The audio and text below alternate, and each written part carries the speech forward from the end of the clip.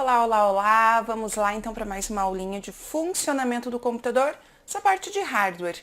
E a gente vai estudar agora as memórias secundárias, né? Quanta memória que tem o computador, né? Se a gente tivesse todas essas memórias, eu acho que ia ser bem mais fácil guardar tudo para a prova. Mas a gente tem que saber usar também essas memórias, né? Bom, então, olha só. Aqui nós temos as memórias secundárias, tá?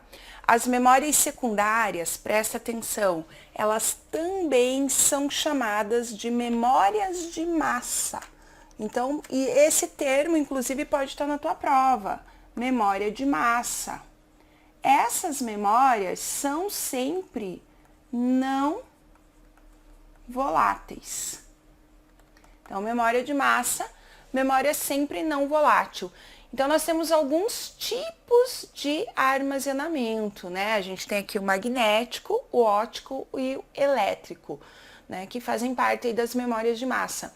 E quando a gente fala de memória de massa, são essas memórias que nós estamos habituados. Agora a gente vai falar a linguagem mais tranquila, porque são as memórias que nós estamos habituados a armazenar os nossos arquivos no dia a dia. E aí existem os tipos de armazenamento. O que são esses tipos de armazenamento? É a maneira como acontece a gravação dos dados na memória.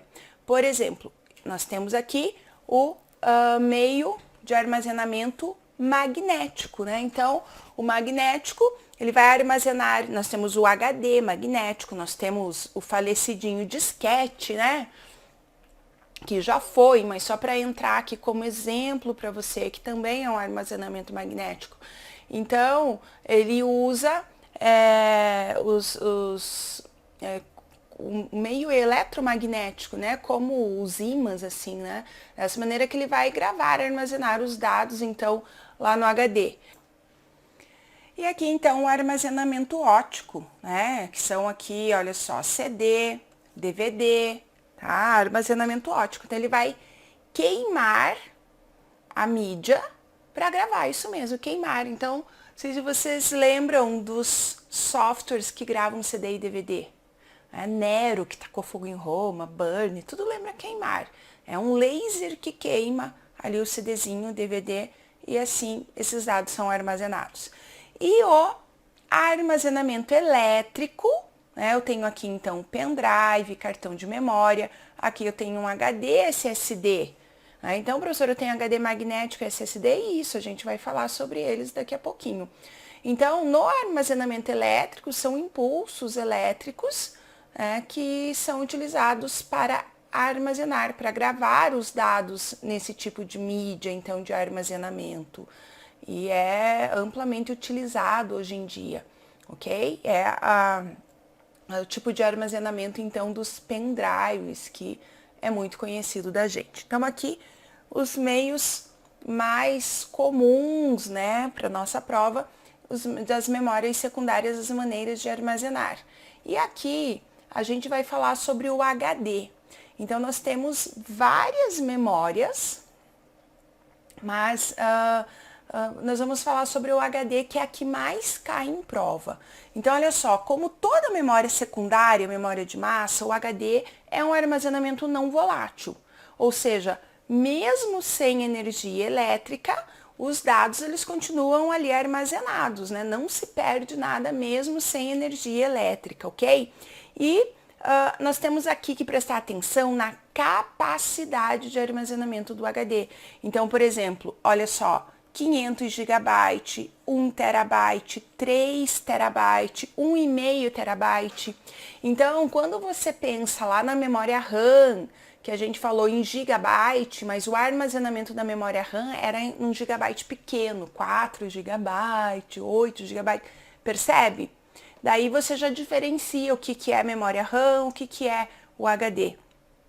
O HD, ele pode ser em gigabyte, é 160 GB, por exemplo, 250 GB, nós temos HDs. Né? O mais comum seria o examinador cobrar 1,5 terabyte. Tá? Então, cuidado que o HD você pode ter esse armazenamento em gigabyte e você pode ter esse armazenamento em terabyte, certo? Então, cuidado aí. E aqui nós temos as conexões. Olha só, o que é conexão? Isso é o que a gente chama de barramento de expansão. O que são os barramentos de expansão? Então, é a maneira como você vai conectar, né, um hardware, no caso aqui o HD, ao teu computador. Então, nós temos duas maneiras. É o vulgo, professora, barramento de expansão é o vulgo cabo? Exatamente, é ali o cabo. Então, nós temos deixa eu colocar uma telinha aqui, olha só. Nós temos o IDE PATA, que é o paralelo ATA, e nós temos o SATA, que é o serial ATA, né? Não é SATAN, não, é SATA. Eu falo isso porque teve um dia que eu tava no Facebook e tava lá assim, abra o seu notebook, se você vir um cabo escrito SATAN, né, teu notebook tá possuído e blá, blá, blá, blá, blá, né, pelo amor de Deus. Então, olha só, nós temos o IDE PATA, ele foi substituído pelo SATA e isso já caiu em prova. Por quê? Você sabe por quê? Por causa da velocidade de transmissão da informação. Então, o SATA, ele é mais rápido do que o ATA, né? Então, o PATA. Então, aqui, olha só, nós temos, não sei se vocês lembram, mas ele era chamado de cabo flat. Lembram disso? Não sei se vocês lembram. E aqui esses cabos, gente, eles são utilizados para conectar discos. Eu tô colocando aqui como HD porque é como mais cai em prova. Mas presta atenção, pode conectar lá o drive de CD, de DVD, conectava o drive de disquete, ok? Conectava ali esse hardware na placa-mãe. Então, uma ponta do cabo vai no drive, pode ser aqui do HD, então, e a outra ponta na placa-mãe, certo? E aqui o SATA, olha só, bonitinho ali, que é utilizado agora, certo? E aí a gente vai falar do SSD, que também é importantíssimo para a prova. Olha só, aqui eu tenho uma comparação entre o disco rígido, né? Porque HDD, drive de disco rígido, tá? Hard Disk Drive. E por que SSD? Drive de estado sólido, tá? E essa tradução aqui, drive de estado sólido, ele já foi para várias questões de prova. Então, por que é um drive de estado sólido? Porque não tem, é sólido porque não tem partes móveis, não esquece disso, não tem partes móveis. Professora, esse HD, SSD, mais parece uma placa com um monte de cartãozinho de memória. É por aí. Eu tenho, então, o SSD, ele é uma memória flash, é essa memória que a gente viu aqui, né, memória elétrica, olha só, ele tá aqui, que é a mesma memória dos cartõezinhos de memória, do pendrive, tá? Mesma tecnologia utilizada. Então, criou-se aí essa plaquinha cheia desses cartõezinhos e criou-se aí um HD, né, o SSD, disco de estado sólido, ok? E o que ele traz de benefício pra gente? Olha só, ele é, então, como eu falei, memória flash, ele é muito mais rápido do que o HD magnético, muito mais rápido, ele é mais silencioso, né? O HD magnético, às vezes você tá lá armazenando alguma coisa, parece que barulhão, parece que vai levantar voo, armazenando ou acessando, né? Ele é mais resistente. O HD magnético, se você pegar e você soltar ele, pá, assim, pronto, já pode ter aí algum dano, perder teus arquivos, danificar o HD. E a memória flash não é assim. Perceba pelo pendrive, que é a mesma tecnologia. Perceba pelo pendrive. você, né, você derruba o pendrive, você não perde o pendrive por pouca coisa, não. Eu nunca perdi um pendrive dessa forma. Então, é uma tecnologia bastante resistente, ok? É uma tecnologia bastante resistente. Mas com todas essas características bem legais aqui, sensacionais que o SSD tem, qual que é o problema dele? Aqui, né? Ele mexe no nosso bolso. Então, eu vou passar para você agora aqui, numa telinha em branco, algo bem importante para nossa prova. Bora lá então. Vou colocar aqui pra gente a configuração de um computador. Então, olha só, isso vai para tua prova. Core 5, 4 gigabytes, 1 terabyte mais 240 gigabyte SSD. Ah, então isso aqui vai para tua prova. O que vai acontecer na tua prova? O que o examinador vai perguntar daqui na sua prova? Então, eu vou contar uma historinha primeiro para você, olha só. Foi lá, mais ou menos, na época que surgiu o Windows 8. Assim, só para você ter uma ideia, né, de tempo, assim. E eu tinha um notebook, então, com o Windows 7, e eu comprei um notebook com o Windows 8. Quando ele chegou, né, aquela curiosidade de usar o Windows 8 e tal, e quando eu liguei, gente, rapidão ele já estava no sistema operacional. Por que eu digo isso? Porque no Windows 7, ou melhor, no computador antigo, tá? Esse é o melhor, é bem importante, você vai entender. No computador antigo, eu ligava o computador e lá a BIOS, né, as letrinhas brancas na tela preta, inicialização do computador. Nossa, aquilo demorava, ia beber água, ia fazer xixi, e nada do sistema operacional começar. Isso também já aconteceu com você, né? Inicializar o sistema operacional lá, o Windows. Pois bem, aí, quando eu comprei um notebook novo, nossa, eu liguei o notebook, pá, eu pisquei e já estava no sistema operacional. E muita gente falava o quê? Como o Windows 8 é rápido. Meu filho, não tinha nem começado o Windows 8. Essa rapidez foi a inicialização do computador antes de iniciar o Windows 8. Não tem nada a ver com o Windows 8. Tem a ver com essa tecnologia que eu vou mostrar aqui para você. E o barato disso é que teve uma prova, acho que foi FCC, de um TJ, se eu não me engano, na Bahia, que contou justamente essa historinha que eu estou contando agora para você, que foi uma história verídica aqui. Vai que aconteceu isso com o examinador também, né? E ele colocou um exemplo lá, como eu estou colocando aqui para você, um exemplo de configuração de computador, né? Uma configuração simples aqui, e cada alternativa ele perguntava alguma coisa, né? Ele afirmava alguma coisa dessa configuração. Então, olha só, o que a gente tem aqui? Aqui a gente tem o processador. Core 3, Core 5, Core 9, a gente tem o processador. Aqui a gente tem a memória RAM. Então, ele vai falar lá numa alternativa, 4 GB faz referência à memória RAM. Aqui a gente tem o nosso HD magnético. 1 terabyte faz referência à memória secundária. Presta atenção que ele pode falar assim. Ele pode falar memória secundária e não HD, ok?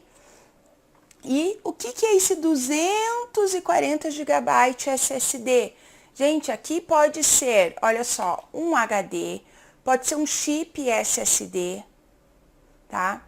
Presta atenção, eu posso ter um computador com um HD magnético, com 2 HDs magnéticos e assim vai. Eu posso ter um computador com um HD SSD, com 2 HD SSD, assim vai. Eu posso ter um computador com um HD magnético e um HD SSD.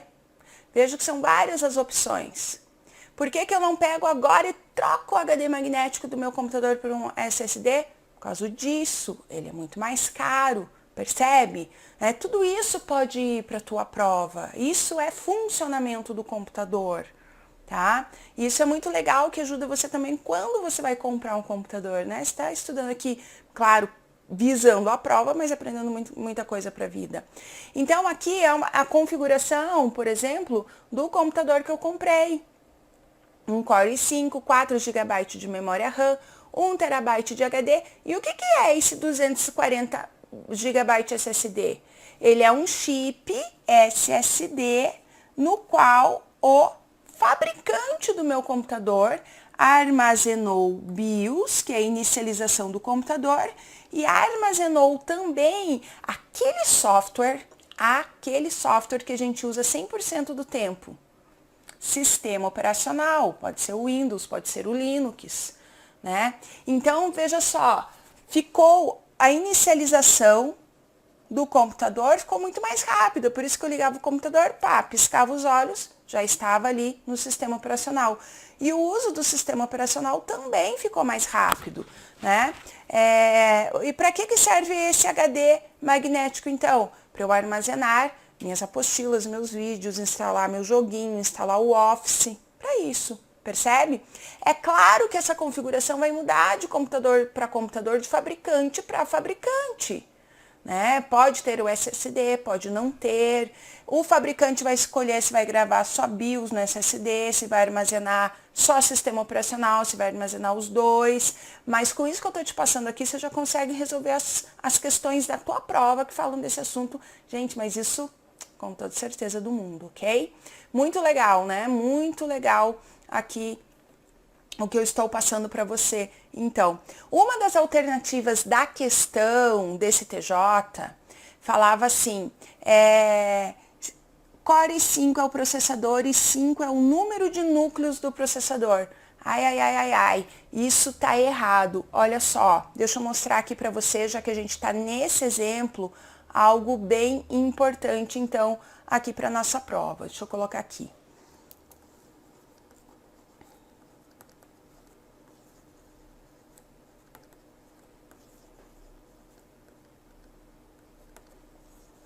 Aqui, alguns, né, dos tipos de processadores que pode aí cair na tua prova. E o que acontece aqui? Antigamente, né, o processador, ele tinha um núcleo de processamento. Tá? Eu não vou me estender na historinha aqui para vocês, eu vou direto ao ponto, tá? Pra gente, que eu quero passar periféricos ainda nessa aula. Então, aqui, olha só, surgiram os processadores de 2 núcleos, né? Os dual core, tá? Dual core. Processadores de 2 núcleos. Surgiram os processadores de 4 núcleos, quad core. De muitos núcleos, multicore, tá? Só para você ter ideia, então, desse avanço. Professora, quer dizer que aqui no dual core é como se tivesse 2 processadores? Exatamente. Imagina você estudando para a prova em dupla. Ó, que legal, né? Fazer a prova em dupla. Muito bom, né? Ia ser muito bom. Bom, mas não é assim, né? Só nos processadores, a vida dos processadores foram facilitadas aqui. Aí, o que o examinador veio dizer? Que esse 5 era o número de núcleos. Não, primeiro que os núcleos eles são imparzinhos, né? Dual core, quad core, octa-core, né? 8 núcleos, enfim, eles são imparzinhos. E o modelo aqui do processador, não. O que quer dizer, então, esse i3? Ele tem a ver com o número de núcleos? Tem, né? Esse 3, esse 5, i7 e 9, por exemplo, o i5, eu tenho modelos com 2 núcleos de processamento, modelos com 4 núcleos de processamento. Ele tem a ver com o número de núcleos? Ele tem a ver, porque existe lá uma listinha de quantos núcleos eu tenho nos modelos Core i5. Eu tenho de 2, eu tenho de 4, entendeu? É dessa forma, mas ele não é o número de núcleos. Então, ele tem a ver com o número de núcleos, mas ele não é o número de núcleos. E o examinador tinha afirmado que 5 era o número de núcleos, tá? Errado. Isso aqui, gente, quantos núcleos tem em cada processador aqui, isso não cai para você. Pode ficar tranquilo que não vai ficar tão técnico dessa forma. Mas até onde eu estou falando aqui para você, é importante você saber. E claro, isso estava numa alternativa errada. Se você soubesse a alternativa certa, não ia ter problema nenhum você não saber isso aqui, ok? Mas é importante você levar esse conhecimento também para a tua prova, bem importante. Bom, seguindo aqui então, nós temos um comparativo de velocidade. Por quê? Porque o examinador faz essa comparação. Qual que é a memória mais veloz? Então, a mais veloz são os registradores, em seguida a cache, depois a RAM, e as mais lentas são as memórias secundárias. Só que, olha só, se eu falar em capacidade de armazenamento, isso muda. Então, se eu falar em capacidade de armazenamento, eu tenho aqui a menorzinha, os registradores, depois a cache é lá 3 MB, 8 MB, bem difícil cair a capacidade de armazenamento da cache, ok? Depois a gente tem aqui a memória RAM e depois aqui as memórias secundárias. Então, perceba que se você sabe aqui a velocidade dessas memórias, o contrário é a capacidade de armazenamento, ok? Quanto mais veloz, menos capacidade de armazenamento elas têm. E uma coisa que eu quero chamar a atenção aqui para vocês agora é para o que a gente estudou de memória principal. Lembra lá DRAM e SRAM? Então, eu quero chamar a atenção de vocês aqui para mais um detalhe. Quando o examinador fala assim, assinale a capacidade da memória principal, ele coloca isso no enunciado, assinale a capacidade da memória principal. Você vai pensar que essa memória principal é RAM, é cache ou é registradores? Vai falar, professora, mas você explicou que as três são memórias do tipo, né, do tipo principal, ou SRAM ou DRAM. Pois é, só que 99% das vezes, quando o examinador usa o termo memória principal na tua prova, ele está falando da memória RAM. Mas pode também não ser a memória RAM. Tá? Então, o que você vai fazer? Preste atenção, teve uma questão muito legal assim, era uma questão da banca CESP, mas que eu acho bem legal para ilustrar esse conteúdo aqui para você, embora não seja a nossa banca. Então, o examinador colocou assim, unidade de controle e memória principal fazem parte do processador.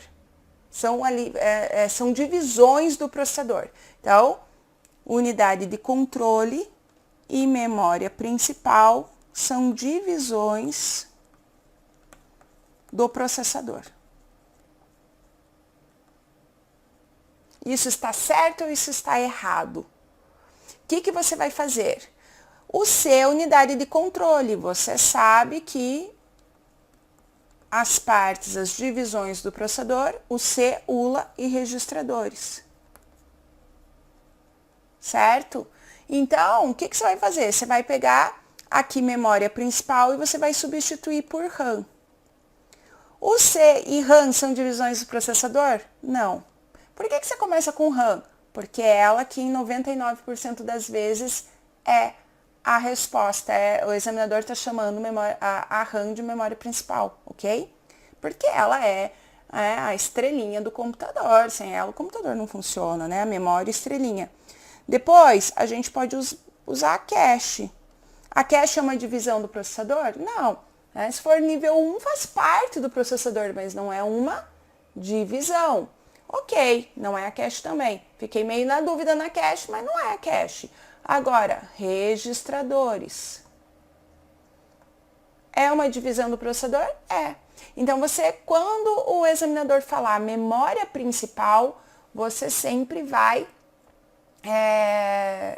substituir, né, por RAM, por cache, por registradores, para ver aí se alguma delas se encaixa na questão que o examinador está cobrando de você, ok? Tranquilo, não esquece dessa super dica aqui também. Bom, e aqui tem um resuminho, então, para você sobre as memórias aqui, então, que você pode usar para você revisar, inclusive, tá? Aqui é o que a gente chama de mapa mental, de resuminho com palavras, né? Que eu super indico fazer isso para tua revisão, né? Revisão semanal, a revisão do dia seguinte, 24 horas. Então, imagina, na revisão semanal, gente, você chega aqui e olha para esse resumo, né? Por isso que pergunto, mas como que eu vou fazer essa revisão semanal em 15 minutos? Cara, esse resuminho dá para você ler em 15 minutos. Você já entendeu o conceito, você já sabe o conteúdo. Entender o conceito, saber o conteúdo, você faz isso quando? Você faz isso na teoria. Então, aqui é realmente só a revisão, ok? E agora, então, nós vamos falar sobre os periféricos, que é outro conceito bastante cobrado em prova e que está, assim, super, super, super evidenciado lá no nosso edital, então que a gente precisa saber muito sobre isso aqui. O que são os periféricos? São hardwares conectados ao computador. Anota aí, periféricos são hardwares conectados ao computador. Então, olha só, aparelhos, placas que enviam e recebem informações do computador.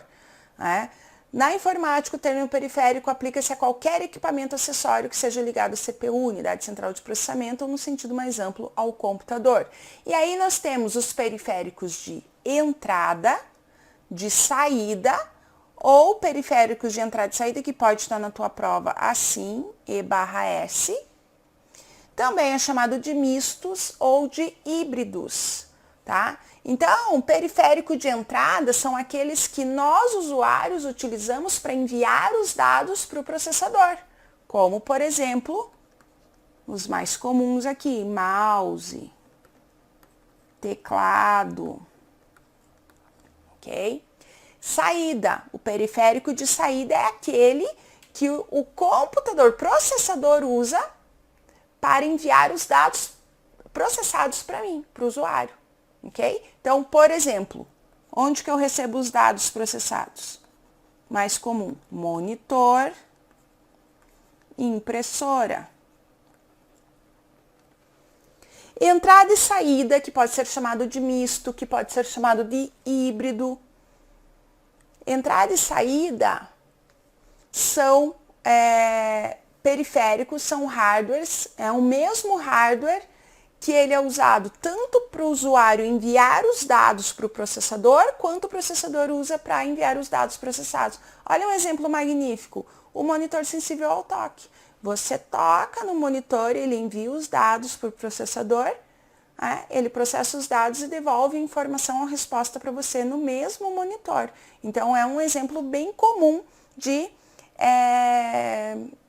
periférico misto. E aí você vai falar, professora, mas se o examinador colocar monitor na prova, eu coloco saída ou misto? Se ele colocar só monitor, você coloca saída. Ele tem que especificar que é um monitor sensível ao toque para você colocar ali entrada e saída, ok?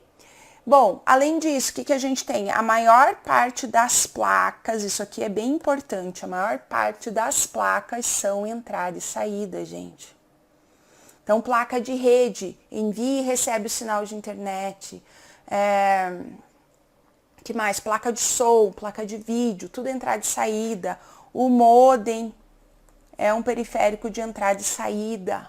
Isso aqui é a parte mais difícil, vamos dizer assim, que agora eu estou passando para você, que periféricos não é um assunto difícil, mas aqui é a parte difícil. Se eu perguntar para você, a webcam é entrada, saída ou é misto? O que você fala para mim?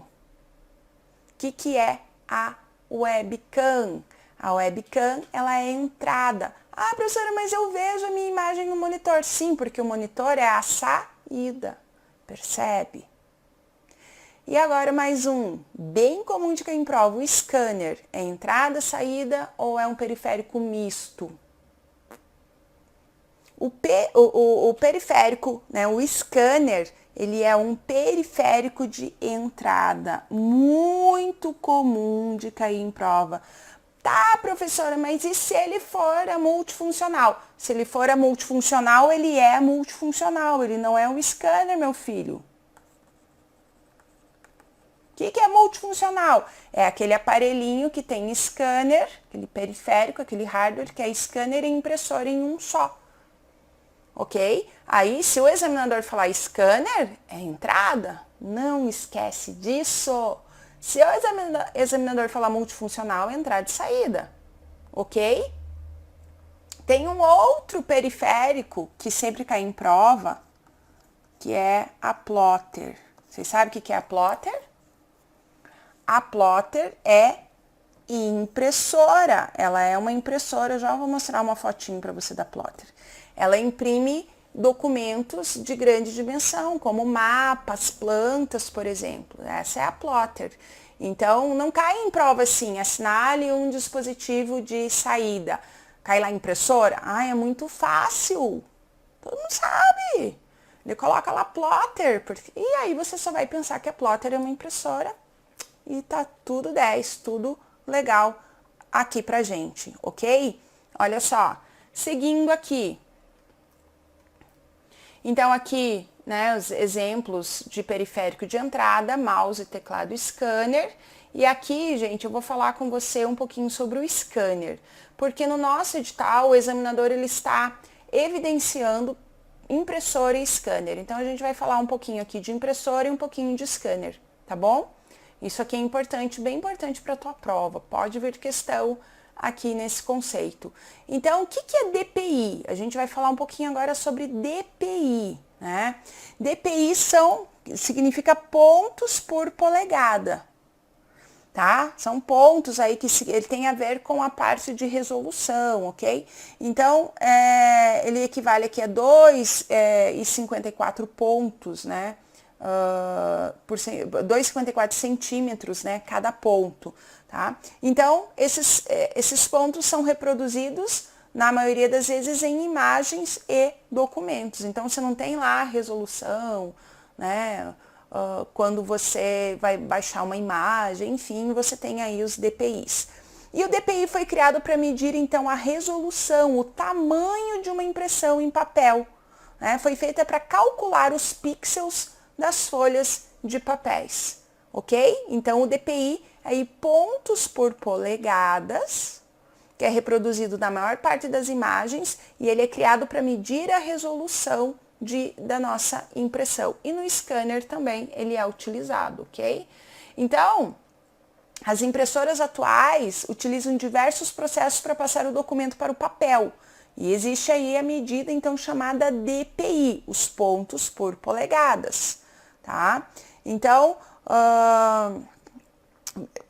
para facilitar assim a gente entender esse termo que é bem técnico, né? Nós temos como exemplo aqui monitores, celulares, eles utilizam um sistema bem parecido aí com o DPI para garantir essa qualidade então de resolução, que é o PPI, pixels por pixels por polegada também. Então você tem que saber diferenciar o que é DPI, pontos, por PPI, pixel. Isso aqui já pode estar na tua prova. Tá? Então, o PPI, pixel, quando você vai baixar aquela imagem, tem 800, né, PPI. Quando você vai configurar o teu scanner, a qualidade da imagem do teu scanner, você vai configurar em DPI, ok? Então, aqui para a impressora se usa o mesmo sistema, preenchimento de pontos, barra pixel, né, que é impresso em um documento, né, ou a imagem principal, o fator para determinar a qualidade de impressão. Então, o DPI é utilizado aqui nas impressoras para determinar a qualidade que vai ser impresso esses documentos. E esse número já caiu em prova, né? Como escolher o DPI certo para minha necessidade? Gente, o normal é o 300 DPI, tá? 300 DPI. Se você quer uma resolução muito alta, você vai colocar mais. Mas quanto mais alta a resolução, mais pesada fica essa imagem, tá? Então, ali um equilíbrio, ele está em 300 DPI, certo? Então, aqui exemplos, olha só, 150 para jornais, 300 documentos de texto, que é o padrão ali, 600 imagens que você precisa de maior nitidez, 1.200 fotografia, acima de 1.200 para fotógrafos profissionais, ok? Então, a última aplicação que temos são nos scanners. O DPI é utilizado para definir a resolução de digitalização. Então, eu falei, você configura lá em 300 dpi é o equilíbrio. Então, se cair um desses números aqui eu coloquei esses exemplos, só para você ter ideia, para clarear um pouco esse conceito, que é um conceito bem técnico, tá? Um conceito difícil de passar aí para vocês. Mas, para você ter ideia, né, de qualidade de impressão, de qualidade da imagem do scanner, qualidade da imagem na tela do computador, que a gente colocou ali o PPI, certo? Então, a impressora e o scanner ali DPI, ok? E quando passa esse material, olha só, para o computador, ele será convertido, então, para PPI, tá? Ele é convertido ali para PPI. Então, desses números de resolução, se cair na tua prova, gente, é esse 300 aqui. Não creio mesmo, nunca vi questão de prova cobrar aí, qual é o número de DPIs para uma fotografia, tá? Ele fala deste número ideal, que é um número muito conhecido, 300 dpi. Tá? O PPI, então, os pixels por polegada, a gente vai falar um pouquinho aqui dele, menor elemento da tela do seu monitor, smartphone, tablet. Então, veja aqui que a gente está falando da tela, tá? Da tela. Então, diferente ali do DPI, certo? O PPI é exatamente igual ao DPI quando falamos de definição. Quanto mais pixels, melhor vai ser a definição de uma imagem. Quanto mais, né, seja no DPI, seja no PPI, quanto mais pixel, melhor a definição de imagem. E isso esse conceito você tem que levar também. Quanto mais pixel, melhor a definição da imagem, certo? Os periféricos de saída, então, aqui, transmitem informações do computador para o usuário. Então, aqui, olha só, eu coloquei uma plotter com uma pessoinha aqui, para você ter ideia do tamanho da plotter. E eu coloquei aqui outra plotter, né, para você ver o que é essa impressora plotter, então, certo? E aqui, gente, eu vou falar um pouquinho para você sobre a impressora. A gente falou sobre DPI, PPI. Você pode até ler sobre as impressoras, mas eu acredito que se cair na tua prova é dentro do que eu vou falar aqui para você, tá? Mas você pode dar uma lidinha aí, de repente, uma impressora 3D, alguma coisa assim, tá? Mas é comum cair em prova as impressoras de impacto. É um tipo de impressora. O que são essas impressoras de impacto? Elas usam agulhas. Então, uma impressora de impacto que cai muito em prova é a matricial. A matricial, ela é aquela impressora mais antiga, lembra que ela usa aquele formulário contínuo, aquele papel que tem os orifícios dos dois ladinhos ali?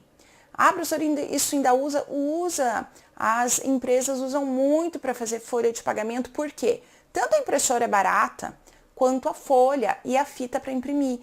Ela usa uma fita, você já fez lá da datilografia? Ó, lá atrás isso, né?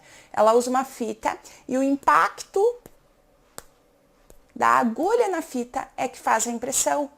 Então, por isso que ela é chamada de impressora de impacto. A gente tem matricial, que geralmente cai em prova, e já caiu uma também chamada margarida. Margarida é um tipo de impressora, olha só. Se cair isso, gente, ninguém vai acertar isso, pelo amor de Deus, só vocês.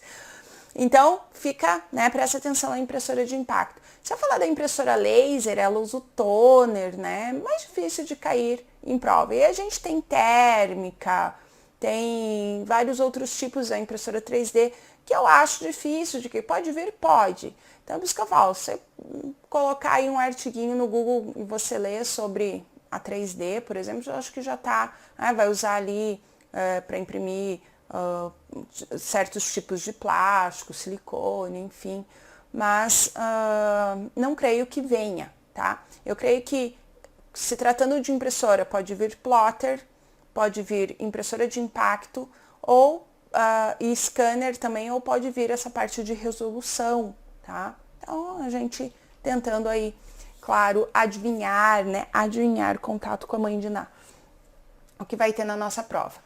E aqui, por último, eu quero mostrar uma coisinha para você. Fica ligado aqui, olha só. O que é isso aqui, gente? Claro que isso é um computador, né? Ok? que é isso aqui dentro do computador? Isso aqui é um HD. Eu sei que você percebeu que é um HD, certo? Fala para mim, o HD, né? Ele é memória, ou seja, ele é armazenamento.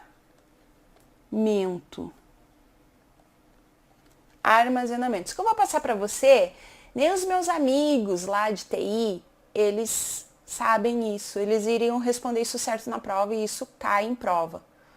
Tá? O HD, ele é armazenamento, não é isso. Armazenamento ele sabe. Calma lá que eu vou chegar no conceito. Então, o HD é armazenamento. Mas fala pra mim, o HD, ele é hardware ou é software? Ah, isso é fácil, né? Ele é hardware. Tranquilo. E o HD está conectado ao computador por qual cabo que a gente estudou? Então, hoje em dia, ele é conectado aqui ao computador pelo cabo SATA. Né? Era o PATA, foi substituído pelo SATA. Certinho. Você viu que revisão legal aqui? Agora fala pra mim. Então, o HD, ele é um hardware conectado ao computador, certo? Certo, não é? Conectado ali com o cabo SATA, certinho. Agora fala pra mim, qual que é o conceito de periférico mesmo? Isso mesmo, hardware conectado ao computador. Ou seja, o HD, gente, ele é um periférico de armazenamento. Ele pode cair na tua prova como memória, que a gente estudou ali, e ele pode cair na tua prova como periférico. Periférico de entrada e saída, misto, certo? Agora, fala isso aqui pra mim. O que é isso aqui? Não é rosquinha, donuts, é um CD. O que é isso aqui? Falecidinho disquete. Fala pra mim, esses carinhas aqui, eles são periféricos de armazenamento ou só memória, somente armazenamento? É hardware? É. Tá conectado ao computador por algum cabo? Não. Ele é armazenamento. Agora, o drive deles, o drive de CD, o drive de DVD, o drive de disquete, ele é o quê? Periférico. Assinale a alternativa que tem um periférico. Tem lá a letra A, drive de CD. Esta alternativa, ele é um periférico, ok? Sei que você está se perguntando, professora, e esse menino aqui, esse mocinho aqui, né? O pendrive, o que ele é? Eu pergunto para você. O pendrive, ele é só memória, armazenamento ou ele é um periférico de armazenamento? Gente, o pendrive, olha para o nome dele. Ele é o pen e ele é o drive, ou seja, ele é um periférico? É. Mas porque ele já tem o seu próprio drive, ele é uma memória que já tem o seu próprio drive.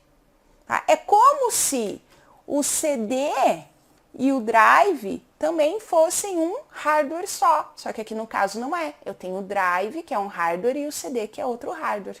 O pendrive não, ele é a memória e o próprio drive no mesmo hardware. E aqui eu já provei para você que ele é um periférico de armazenamento. E cai isso em prova, isso cai, tá? E outra maneira de eu provar isso para você, eu tenho aqui uma porta USB. O que eu conecto na porta USB? Periféricos, mouse, teclado, scanner, impressora. Gente, tudo isso eu conecto na porta USB. Na porta USB eu conecto periféricos e o pendrive é um periférico, tá? Um periférico de entrada e saída, ok?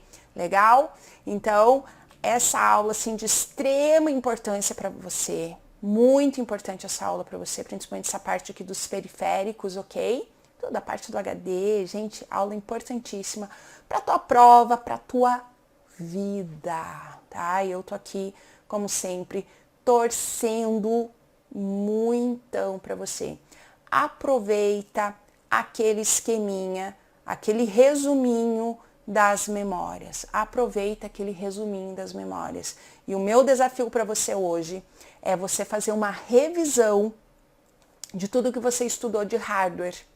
tá? Tenta fazer esqueminha de tudo que você estudou de hardware e resolver 5 questões de hardware. E aí você pode até printar isso para mim, né? Fotografar isso para mim e mandar ou pro meu e-mail ou pro meu Instagram. Me marca lá que eu vou adorar saber que você está cumprindo os desafios que eu passo para você, que você está resolvendo questões, que você está fazendo resumos, revisões. Nossa, eu vou assim ficar muito sua fã, e eu vou ter certeza que uma vaga é tua. E é aquela vaga que você precisa. Grande beijo para você, até a próxima aula.